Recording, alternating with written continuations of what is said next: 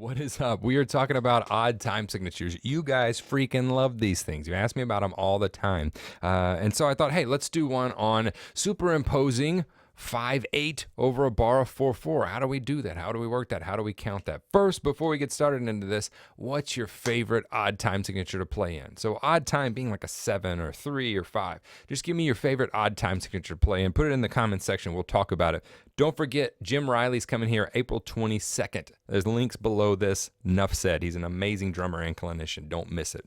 Now, let's talk about this odd time signature. So I talk about a lot of, in one of the books I have called Functioning Time, we talk about implied metric modulation. So that basically means implying a pattern or subdividing off of a different part of the beat so that you're implying a new time, right? But the band actually doesn't go there. If you were reading sheet music and you metrically modulated, say you're in 4/4 time, and they say, for instance, like what we're talking about today, you're going to go to 5/8. Well, you'd now subdivide off the eighth note, so 1 and 2 and 3 and 4, and would go to 1 and 2 and 3 and 4 and 1, 2, 3, 4, 5, 1, 2, 3, 4, 5, 1, 2. Okay?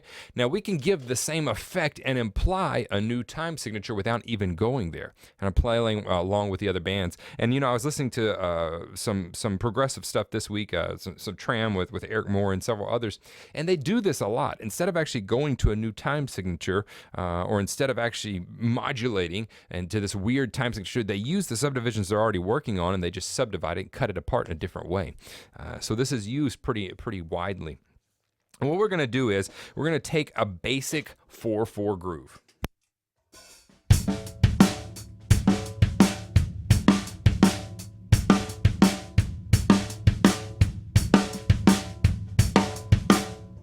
Very simple. 8's on the hi-hat, accenting the downbeats, 2 and 4 on the snare, and then 1 and a 2 and 3 and a 4 and we're going to make that into a 5/8 groove. So to impose 5/8, all we do is say, okay, we're going to go to 5/8. So every 5/8 notes, it starts a new groove. So every 5/8 notes, we'd start that groove over. So if I were to take this groove and expand it, we could go from this.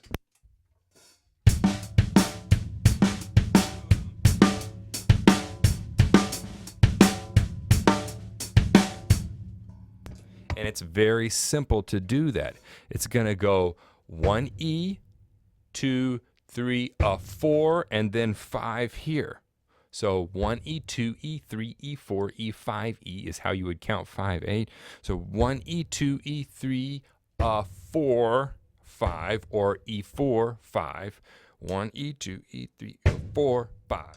So those are the two grooves we're working on. So we'll play 2 bars of 4/4 time with that first groove. And then what we're going to do is we're going to go into that groove. Now, we're going to use what I call a rhythmic hinge point. Vinnie Colaiuta uses these a lot, and so uses these a lot. So we're going to keep a regular accent going. So every other 8th note is on the ride cymbal. 1 and 2 and 3 and 4. And that ostinato stays the same even when we go to this new time. So it gives it this kind of wonky feel, but it gives the listener's ear something to catch on to and something so that it feels like it's consistent and you're not all of a sudden jerking them into some other time. All right. So I'm going to play this through, but something you need to know is this takes, after we repeat it every 5/8 notes, it takes 5 bars to resolve. It will naturally resolve itself every 5/8 notes, 5/4 notes, or every 5 bars, right? 5 half notes as well, but let's just go with that. So we're going to play the pattern a complete 8 times, and then we'll be back on 1.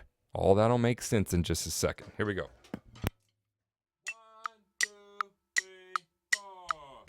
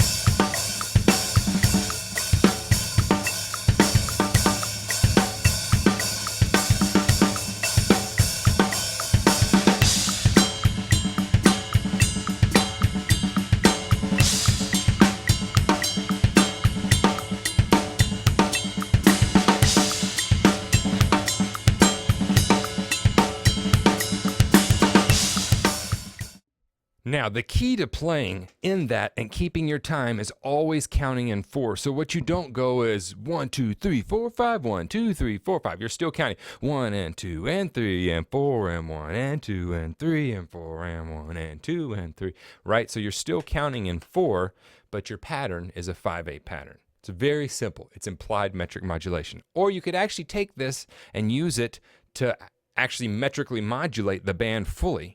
But this, we're just talking about implying a new groove. So hopefully this helps you. Hopefully it gives you an idea. That's what these are for. Again, put your favorite odd time signature below in the comments section so we can start a discussion, and I'll see you guys on here next time.